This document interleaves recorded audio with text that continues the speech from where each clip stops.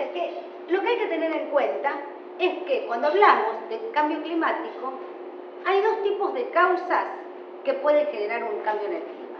Algunas son típicamente naturales y que no tienen nada que ver con la existencia del hombre en el planeta.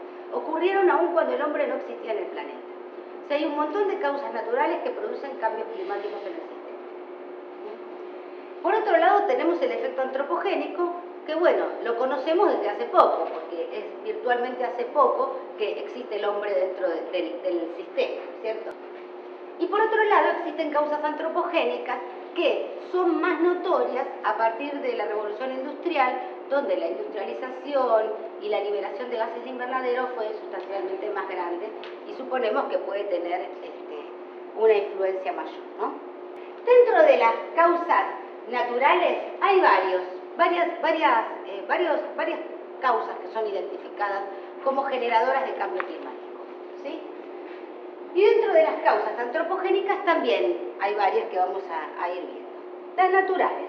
Hay una teoría que es la teoría astronómica, conocida también con el nombre de teoría de Milankovitch, porque fue el que hizo los cálculos para calcularla, que, por ejemplo, establece, y ha sido verificada esta teoría, que el eje de rotación de la Tierra, que normalmente está a 23 grados respecto de la normal al plano orbital, ese ángulo de 23,3 grados no siempre fue 23,3 grados. Varió entre 21,1 y entre 25 grados.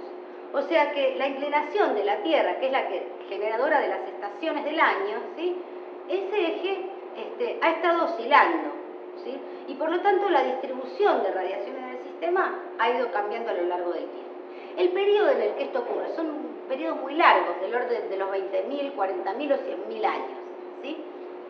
Entonces, digamos, pero uno tiene que tener en cuenta que en distintas épocas el ángulo sobre el cual gira la Tierra no siempre fue de 23,5 grados. Por otro lado, la órbita, en el gráfico del medio, la órbita que la Tierra genera alrededor del Sol, ¿sí? Es una elipse que no tuvo en todas las épocas la misma excentricidad, ¿sí? Pasó de tener una excentricidad 1, o sea, de ser muy parecida a un círculo, a ser más elíptica y nuevamente a ser un círculo, ¿sí?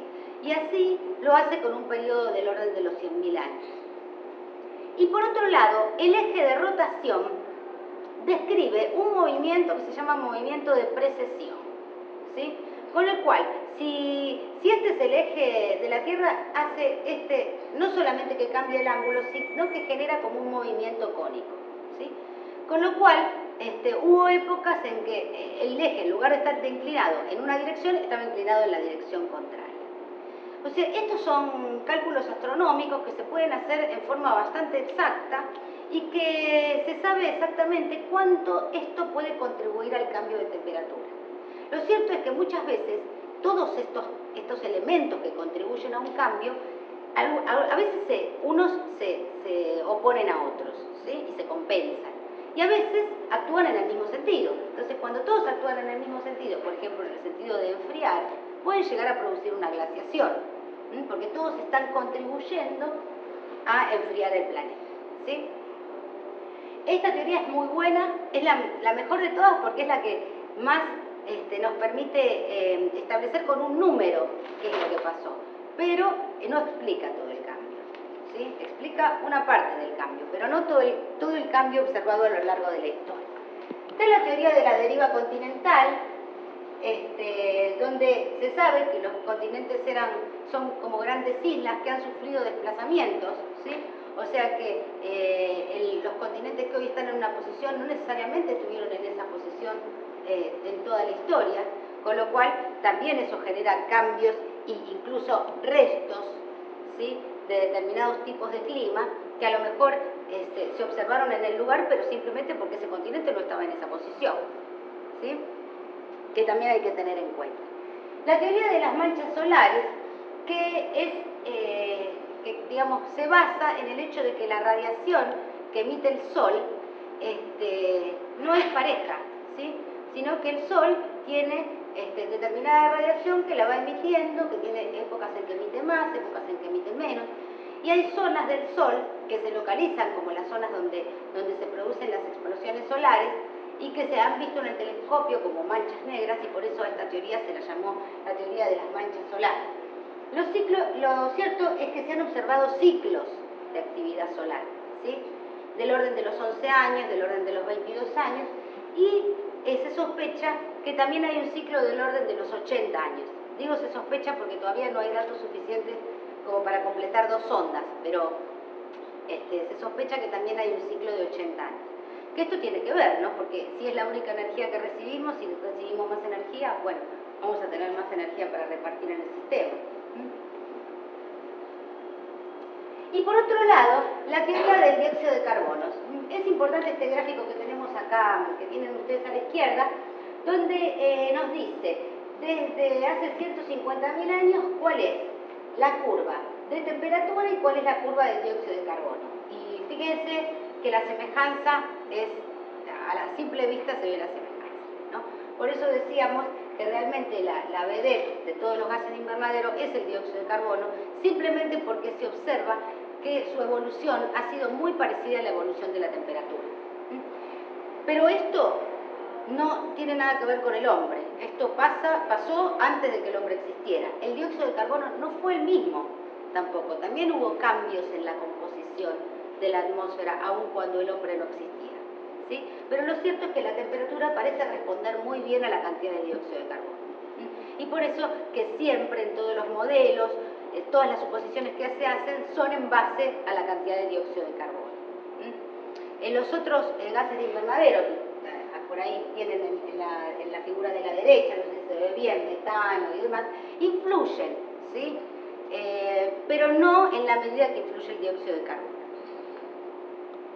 Bueno, esto es una realidad, ¿no?, que me parece que hay que tener en cuenta. La realidad no se responsabiliza por la pérdida de sus ilusiones, en el sentido de que muchas veces uno, cuando trabaja en investigación, tiene una idea y uno va a obtener un resultado que después, cuando agarra los datos, no son.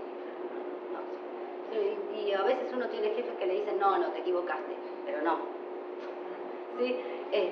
Hay que mirar los datos y ver lo que pasó, no guiarse nada más de lo que nos parece que el sistema hacia dónde está evolucionando, ¿no?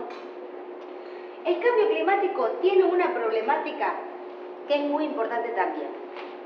Nosotros vimos esto como si la Tierra fuera un punto, ¿sí? Bueno, es lo que pasa globalmente. No obstante, cuando nosotros vemos los cambios que se producen en las distintas regiones, esto tiene un apartado totalmente diferente, ¿sí? Hay que estudiar el cambio climático desde el punto de vista local y hay que estudiarlo desde el punto de vista regional, porque no en todas las regiones pasó lo mismo, ni en todas las regiones va a pasar lo mismo. Y mucho más cuando uno apunta a una perspectiva más local, como es, por ejemplo, la evolución que va a tener el clima en una ciudad, ¿sí?, o en una región, en la llanura pampeana, por ejemplo, ¿sí?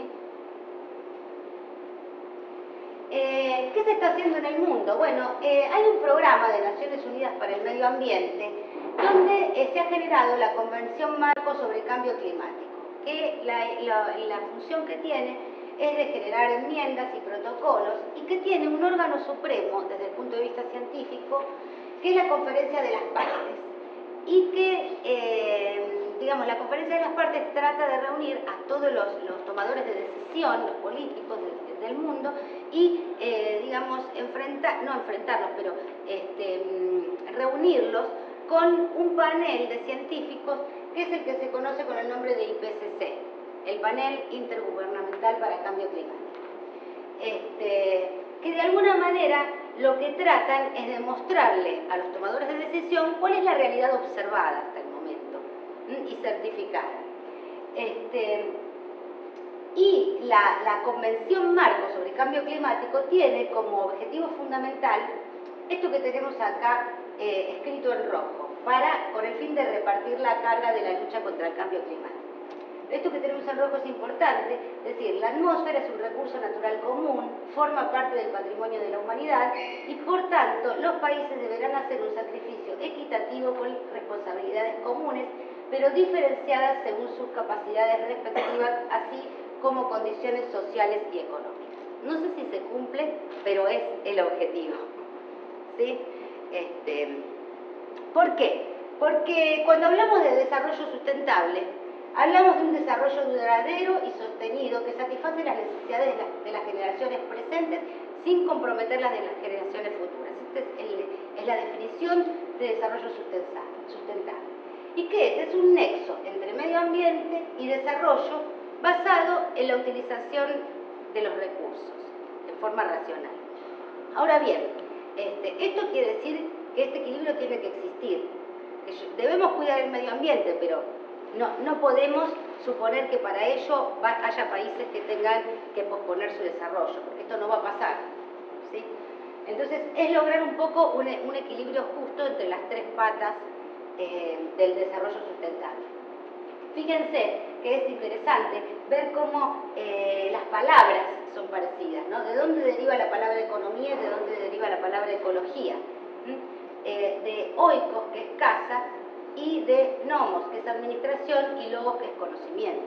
O sea, cómo estas dos cosas que parecen dos actividades tan diferentes, la economía y la ecología, tienen un origen común, que es el conocimiento y la administración de la casa, que en este caso es el planeta, ¿sí?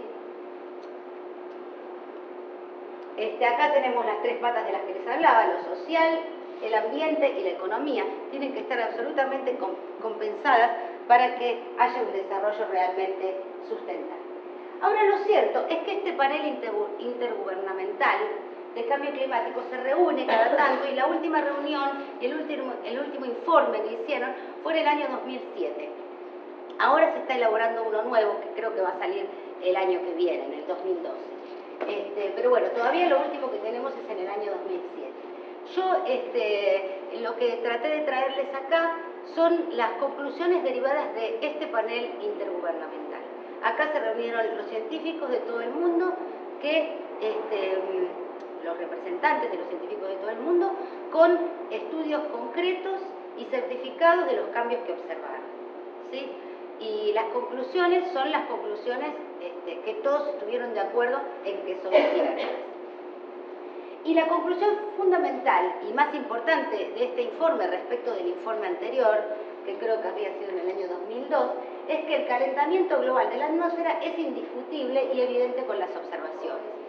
Es decir, hasta este informe no habían dado una certeza de ese calentamiento. En este informe lo que dicen es que, bueno, si uno considera desde la revolución industrial hasta la actualidad, hubo un calentamiento al que, digamos, solemos llamar calentamiento global, ¿sí? Que esto no quiere decir que esto vaya a seguir, pero quiere decir que en las escalas, por eso les mostré ese gráfico de las escalas, que en las escalas de los 30, 40, 50 años, nosotros tenemos que estar preparados para suponer que la temperatura puede subir un poco más, ¿sí? Esto no quiere decir que esto vaya a seguir los próximos 100 años y los próximos 1000 años, ¿sí? Pero sí en las escalas de tiempo normales de lo que corresponde a la vida humana, los países tienen que estar preparados para algún tipo de cambio. Bueno, por un lado, la temperatura media global, fíjense cómo tenemos que la temperatura media global, que es el gráfico de arriba, se ve claramente un aumento de temperatura, ¿sí? Desde la revolución industrial, 1850, hasta el año 2006, que están hechos, la mayoría de estos estudios terminan entre el 2003 y el 2006. Fíjense en el gráfico del medio, el aumento del nivel medio del mar, y fíjense en el gráfico de abajo la cobertura de nieve en el hemisferio norte, ¿sí? Cómo ha disminuido. Si observamos la temperatura media global, el gráfico que teníamos arriba de todo, podemos ver, fíjense, este sería todo el gráfico, y fíjense cómo, si yo tomo, cuando uno le dice, crece tantos grados por año, ¿no?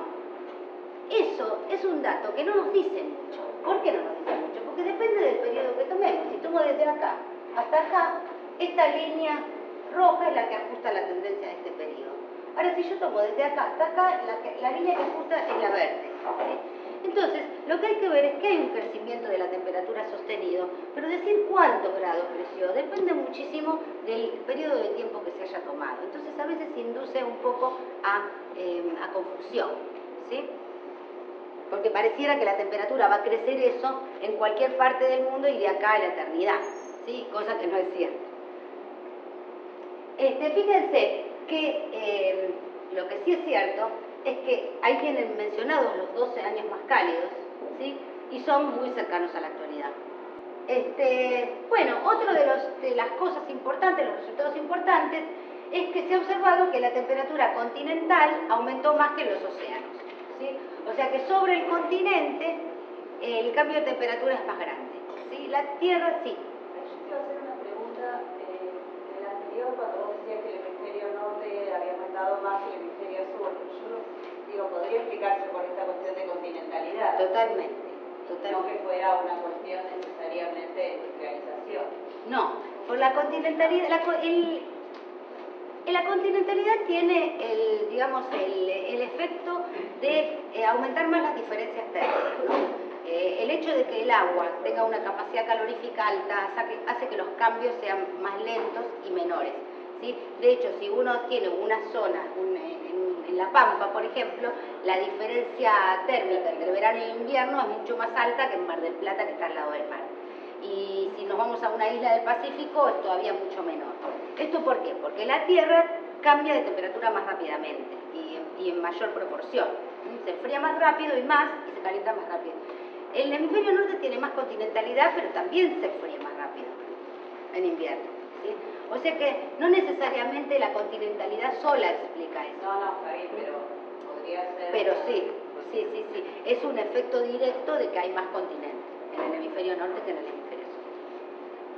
Bueno, bien, sobre los océanos el cambio es más suave. Después, si observamos el calentamiento en la zona terrestre al norte de 65 grados norte, o sea, en lo que sería el Ártico, vemos que el calentamiento del Ártico es del orden de 2 veces el calentamiento global. O sea que los polos se han calentado más que el resto de las latitudes, ¿sí? Abajo tienen el global, pero no es la misma escala, ¿no? Fíjense que no es la misma escala la que está usada, ¿no? Para ver lo que es el uno y el doble del otro.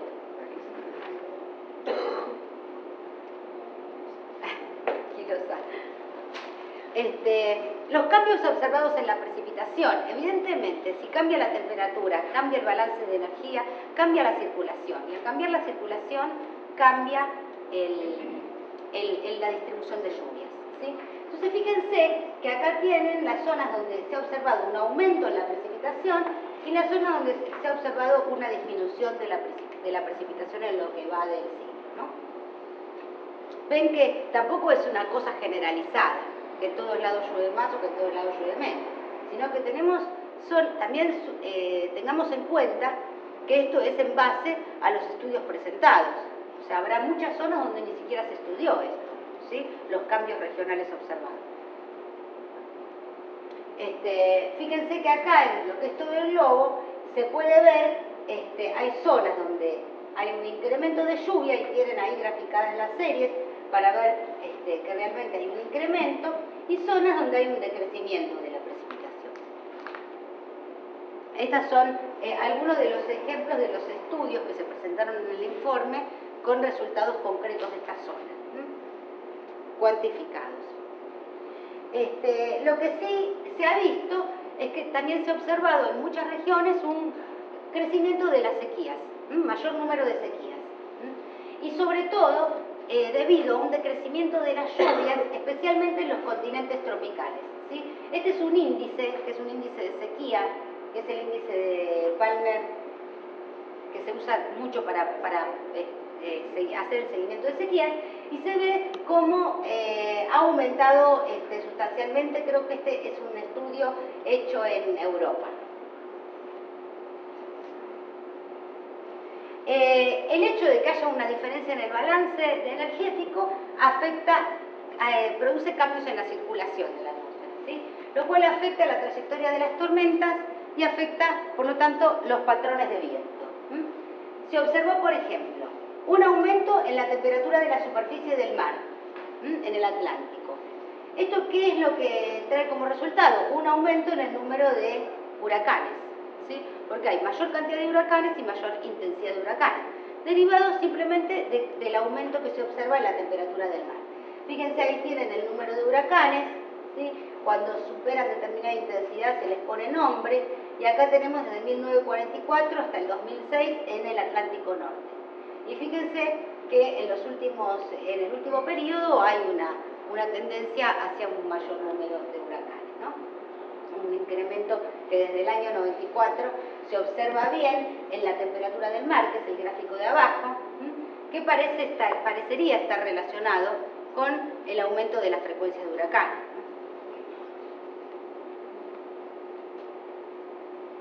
En un estudio hecho en ciudades de Europa, también lo que se ha observado es que ha disminuido la amplitud térmica diaria, ¿sí? Las noches son más cálidas, los días son con menor temperatura, ¿sí? O sea que de alguna forma lo que tenemos es que la amplitud térmica diaria se achica, ¿sí?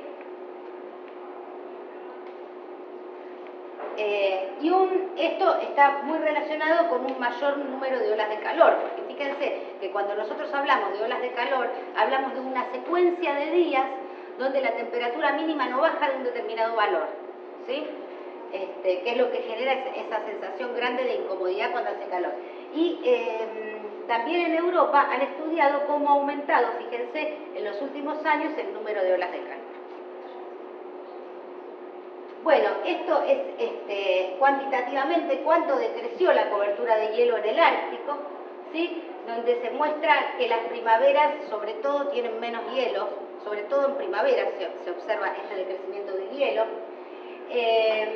y que decreció en el orden de 2,7% por década, ¿sí? O sea que es un valor bastante significativo para la cobertura de nieve. El retroceso de los glaciares también registrado, ¿sí? Acá tienen los glaciares de todo el mundo y ven cómo en general se ha producido retroceso de los mismos. Esto es interesante de ver porque muchas veces cuando hay un fenómeno extremo se suele asociar al cambio climático. Vieron que acá, cada vez que pasa algo extremo, siempre le quieren hacer reportaje a un meteorólogo para que diga que esto es por el cambio climático. Veamos bien por qué puede existir una relación entre los fenómenos extremos. Fíjense que si nosotros tenemos, todos más o menos entienden lo que es una distribución de probabilidad, el hecho de decir, bueno, si yo tengo una variable, mido muchas veces la variable, tiene un valor promedio, ¿no? Entonces, tengo muchas veces un valor promedio determinado y menos veces los valores más extremos, hacia un lado y hacia el otro. Fíjense que el hecho de que una variable cambie su media, ¿sí? O cambie su variabilidad, porque aumenta, ¿sí? Yo siempre digo, bueno, ¿cuándo es un fenómeno extremo? Cuando la temperatura supera determinado valor, por ejemplo. Y ese valor queda fijo. Si yo corro la distribución, aumento seguro la frecuencia de fenómenos extremos. Y acá es lo mismo. Si yo tengo esta distribución y lo que hago es aumentar la variabilidad, y yo sé que los valores son extremos a partir de este valor, yo aumenté el número de fenómenos extremos. No quiere, es muy sutil la diferencia, pero no quiere decir que cuando hay una granizada sea por el cambio climático. Está bien, eso es falso. Hay una granizada porque es parte de la variabilidad normal del clima. Ahora, es cierto que hay por ahí una incidencia un poco mayor de la frecuencia de estos fenómenos que son extremos, y bueno, puede ser, ¿sí? O sea, no es lo mismo, ¿sí? Pero están relacionadas las cosas.